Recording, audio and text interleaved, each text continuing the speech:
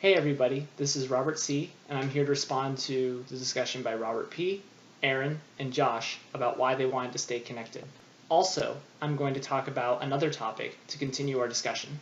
One of my reasons why I wanted to stay connected is because you guys are great people. I enjoy talking to you, and I enjoy listening to your discussions and your insights, and it's fun to just build off each other's ideas. Another reason why I agreed to make videos is because this is a very interesting idea. I haven't thought of keeping in contact with someone by making a YouTube video. So it just seemed really interesting to me and something that was definitely worth trying out, and definitely I'm looking forward to building upon. The other thing that interests me in this is the public aspect of this conversation. We've known each other for a while. We have some inside discussions, some sort of inside jokes and things like that. So it makes me wonder, where is the balance between needing to cue in potential listeners versus just going off of how we already know each other. I'm just interested in your thoughts and ideas on that. But anyway, that's more of a side thing.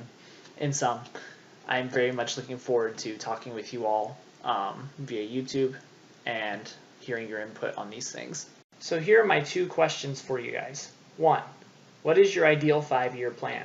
Where will you want to be in that time frame? And then two, what are some interesting themes that you've gotten from things you've read recently? For my 5-year plan, I want to be teaching history or government in a high school in either the Shenandoah Valley part of Virginia or in Nova, Northern Virginia, near DC, where I'm already at. Doing that plus coaching cross country and track and field would be a very appealing thing for me to do, something I'm very interested in. Possibly also I would like to be able to work with a community college either as a short time night class professor or something like that, so that way I would also continue working with the higher level material. An interesting theme that I've gotten from the books and the speeches and the bunch of different things I've read from my coursework is the idea of virtue versus passion. In Ephesians 4:17 through 32 and 1 Peter 2:1 through 12, the Apostle Paul focuses a lot on the difference between walking with Christ and the passions of the human flesh.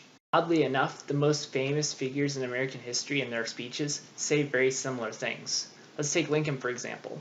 In his address on the Kansas-Nebraska Act, he mentioned that we all have human nature, and that is something that no matter what we do legislatively, that is something we'll have to deal with as Americans.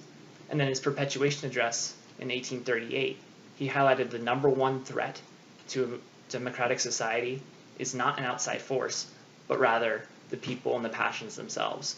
Can they keep their passions in check? Can they walk a line of virtue? Washington mentions how indispensable virtue and religion are in maintaining democracy in his farewell address, and Jefferson says the same things in his first inaugural. All of our founding fathers and Lincoln seem to agree that virtue versus passion is a thing, and that it's important to maintain that virtue. And so that's an interesting concept I've run into in a lot of my readings. I recognize it would take much too long for me to go and pull out exact quotes and things, so all the links to the speeches and to the verses are in the description. I look forward to hearing your thoughts, not on just the ideas or themes I've ran into, but also the ideas and themes you ran into in your own readings. I also look forward to hearing about your ideal 5-year plans. I hope you guys are enjoying your week, and I'll talk to you guys soon.